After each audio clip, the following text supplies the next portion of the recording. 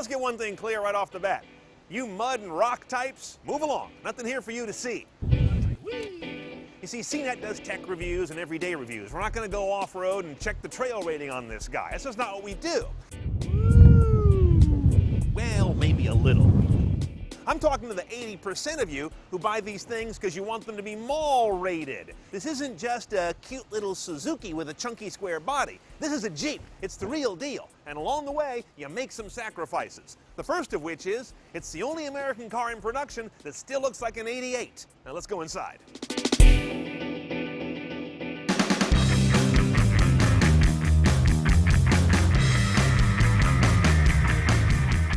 Now, the odd battle between trail-rated and prissy continues inside this vehicle.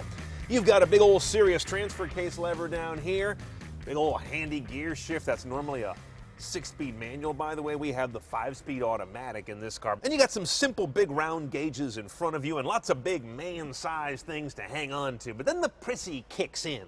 Little BS like the little since 1941 embossed in 1941 typeface. I don't need that. And what are these Tonka truck air vents here? And all this chrome, and there's chrome everywhere. And we've got controls on the wheel, and voice command, and power locks, and power windows, and power mirrors, and you can get automatic temperature control. And there's a big mishmash of trail meets shopping mall. Here's your base head unit.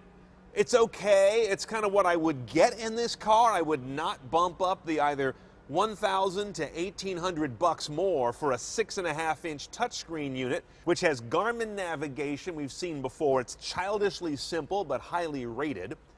And depending which of those two systems you pick up, you'll end up getting Bluetooth and streaming audio and some voice recognition or not. Skip the LCD. It doesn't belong in any vehicle that you can reduce to nothing more than a chassis with a roll bar around your head.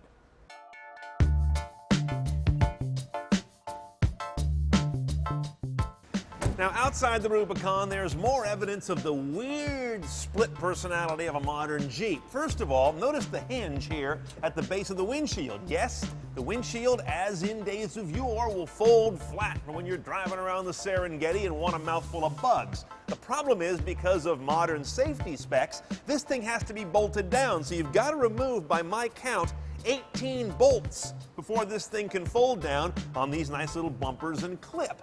On the other hand, the hood folds all the way back to give you great engine access when you crap out in the boonies. The problem is, nothing prevents this from getting a huge dent from the windshield header. Now that's a piece of technology this thing could use.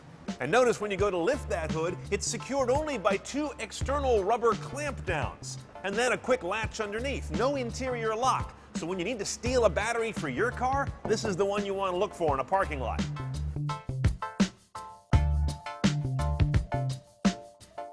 Now, luckily, a Wrangler still has all kinds of open top options. You've got this sort of T-top deal minus the T. It's 2 plastic panels that unhitch from inside and come clear. Nice overhead space. And of course, the rear part, this whole cap comes off as well, but it requires a few bolts be removed. You can also pull the doors easily on one of these guys. In fact, you can still get them with half doors and plastic windows. But unfortunately, to have easy to remove doors, you lose door checks. You have door stops, these canvas things, but the door doesn't lock anywhere. So your shins are going to look like hell as long as you drive one of these.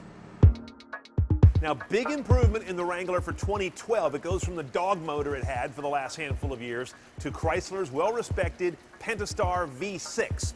This is a 3.6-liter V6, variable valve timing. It's a modern engine that's going to crank out 268 horse and 260 foot-pounds of torque. Gets this guy up to 60 in 6.7 seconds, quite respectable, while delivering 1721 mpg. Base gearbox is 6-speed manual, as you should order, or you can wuss out and get the 5-speed automatic like we showed you. A lot of things in this engine bay are laid out differently than a normal car to make it ready for anything. You've got this reverse-mounted alternator, so splashes hit the waterproof back, not the pulley nose front. You got a big high airbox up here, of course, to let you ford streams without getting drunk on water. Speaking of getting drunk, I like this. You got an easy pull-out overflow coolant bottle. I guess you can fill up in streams on a bad day. I would turn that into a sneaky bourbon snatch.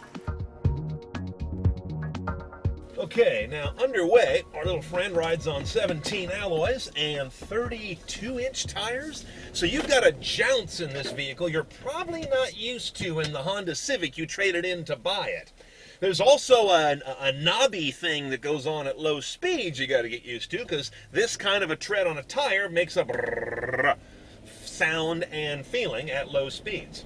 Over on this side, you've got your electronic axle lock for front or rear or both. There's also a button here called sway bar. That will electrically disconnect the sway bar. When you're really out in the chunky stuff, climbing rocks or what have you, you can disconnect the sway bar so you get greater articulation on the front wheels. They can have an extreme degree of difference in height of what they're gripping while not tilting the body with them.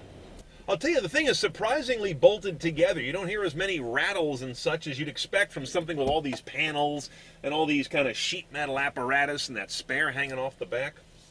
But enough of this freeway driving. Let's go do what 80% of you will not do 80% of the time, and get in the mud.